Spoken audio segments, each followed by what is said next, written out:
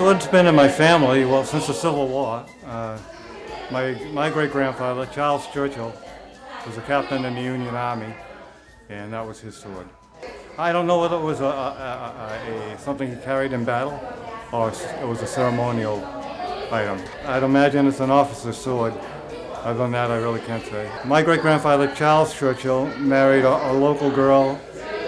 He may have been local also, I'm not sure, but he married Lucy Thomas Howard, and they occupied a property down here on 106 that probably been in my family, well, since 1690 or so.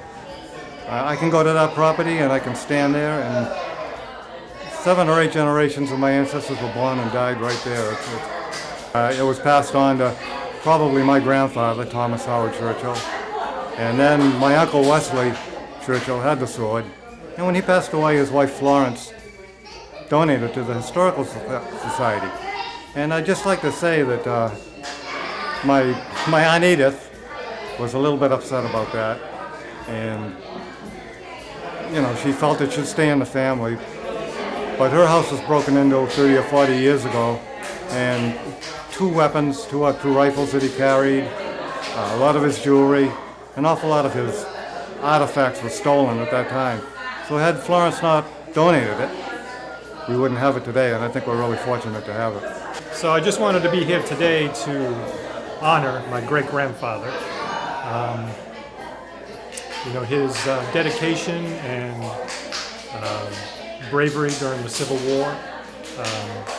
As a Navy veteran, thank him for his service. And he had mustered out of the Civil War, and then he enlisted again, and when he did, he was assigned the rank of captain. He went down to Falls Church, Virginia, and he was shot in the leg by the Confederate forces and captured by the Confederates at that point.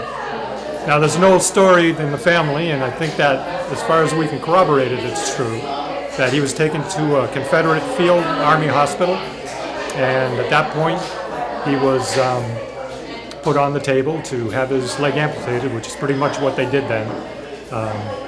They really didn't have the ability, the doctors, to be able to perform the kind of surgery that they want to perform. But my great-grandfather noticed that the doctor was wearing a Freemason ring, and he was a Freemason himself. So he gave the doctor the handshake, or I'm not sure exactly, but there was some way that he communicated to the doctor that he was a Freemason as well. And the doctor took the time to save his leg, and he did end up coming back in a prisoner exchange, and when he was discharged due to a disability, and he had that disability the rest of his life.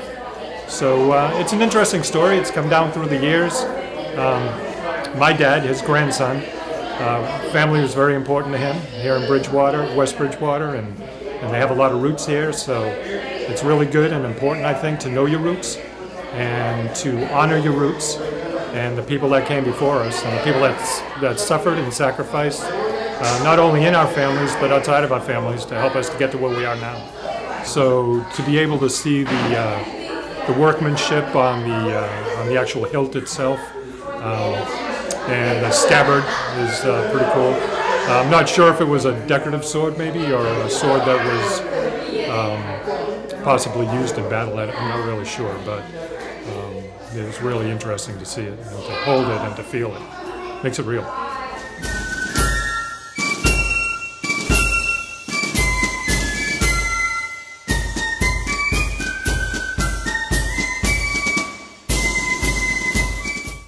What it mostly does is it ties in oral history to actually something physical you can touch. So you hear these stories of my great-great-grandfather in the Civil War and some of the things that happened to him in the war, being injured and being a Mason and kind of being saved by a Confederate doctor who was a Mason. And so you hear these stories that pass down, and it's kind of lore. And then to see the sword and to touch it and to hold it, it kind of brings it all together, to have the physical aspect of the lore, so it's great. I'd like to thank the Old Bridgewater Historical Society for having us come over, and we're, some of my youngest grandchildren are pretty young, but now they know the story, and it may stick with them, some of them, and remain the family lore.